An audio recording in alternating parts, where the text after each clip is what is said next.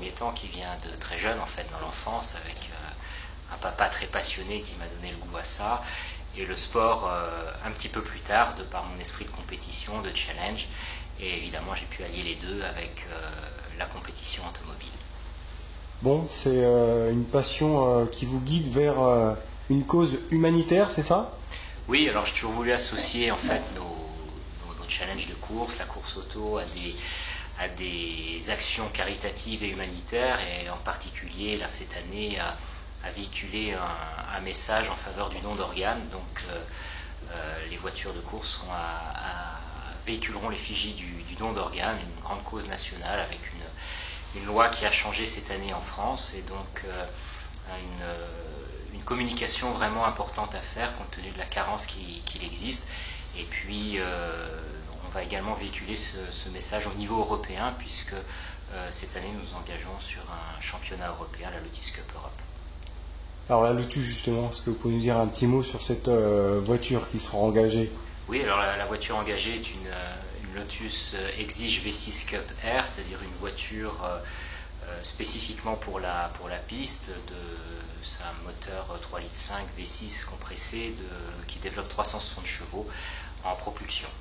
Donc c'est de l'endurance, c'est ça? Alors là non, c'est des courses de sprint, deux courses de 30 minutes sur le week-end, donc avec un gros challenge, puisque avec un niveau très relevé, il y a même quelques anciens champions de Formule 1 qui sont présents cette année sur quelques courses. Donc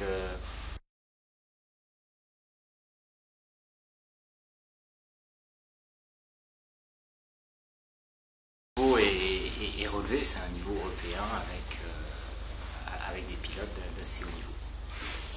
Bon, c'est facile d'associer justement le sport automobile et une cause humanitaire. Oui, on a la chance en fait d'être en bonne santé, de vivre des choses extraordinaires avec l'automobile ou n'importe quelle autre passion. Et en général, tous les gens qui sont vraiment passionnés par quelque chose ont envie toujours de faire partager, de véhiculer un message. C'est quelque chose qu'on retrouve assez souvent. Moi, c'est un peu le prolongement aussi de ma profession, évidemment, de médecin. Et donc, pouvoir se servir d'une image forte comme la compétition automobile pour véhiculer un message, ça me paraît très intéressant. Justement, rappelez-nous ce message sur le don d'organes. Alors, ce message sera européen, un Gift for Life, c'est-à-dire un don pour la vie. Il faut savoir qu'en France, uniquement en France, il y a à peu près un déficit de dons, de 3500 dons par an qui manquent. 500 personnes perdent la vie par an en fonction du manque de dons d'organes. Et au niveau de la nouvelle loi, il faut savoir que depuis janvier, en fait, chaque jour, le registre du refus enregistre 800 refus par jour du don d'organes. Donc je pense qu'il y a un message à passer, expliquer, et puis donner un message pour la vie, en fait. Voilà, donc le prélèvement d'organes est légal si la personne n'a pas coché exprimé son nom. refus. Voilà, oui, actuellement depuis le 1er janvier 2017, donc le prélèvement devient tacite, à moins d'avoir exprimé son refus auprès d'un registre ou de ses proches. Au-delà du sport, c'est une belle aventure humaine également de participer à ce genre d'événement. C'est avant tout le sport automobile, une aventure humaine, c'est avant tout, toute chose, c'est ça, c'est l'émulation qui peut régner autour d'une équipe.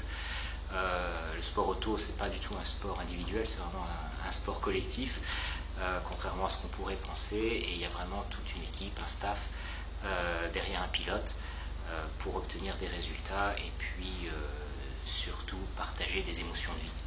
Rappelez-nous sur quel circuit quand même vous évoluerez.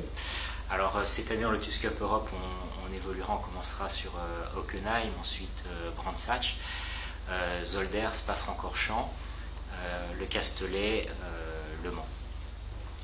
Et puis avec un projet normalement de faire les 12 heures de Spa-Francorchamps pour la fin d'année, avec un prototype intégralement construit par l'écurie.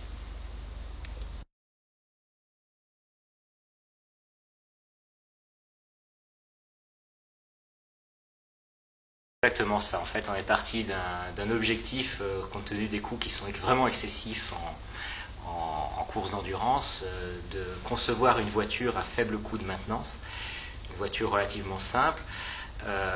Notre choix s'est porté sur la berlinette, donc c'est-à-dire l'Alpine Renault A110 d'époque qui a fait la gloire dans les rallyes nationaux dans les années 70. C'est une voiture qui est de conception relativement très intéressante et encore actuellement à la page. L'idée était de la remettre au goût du jour, de lui faire subir une évolution de plus de 60 ans afin qu'elle soit surtout conforme aux normes de sécurité et puis également avec une performance relativement similaire aux voitures modernes. On a obtenu l'accord tacite pour engager cette voiture en championnat d'endurance belge en BGDC et également au championnat international des 24 heures Series. Donc ça a été un gros point qui nous a motivés pour construire cette voiture. Donc la voiture est actuellement en construction. C'est un défi phénoménal en fait. Imaginez bien de faire revivre une voiture de plus de 60 ans et de la mettre au goût du jour. Mais sur le papier, elle sera très très performante, procurera certainement un plaisir de pilotage vraiment incomparable. Et c'est vraiment le défi d'un team, le défi d'un homme aussi, de Michel Duquesnoy, qui est mon coéquipier en course d'endurance, c'est lui qui conçoit cette voiture. Et bon, le projet est en bonne voie d'achèvement, mais comme toujours, il manque quelques budgets encore vraiment pour clôturer ce projet. La date ? Alors la date, on espère vraiment la faire rouler aux 12 heures de Spa en octobre 2017.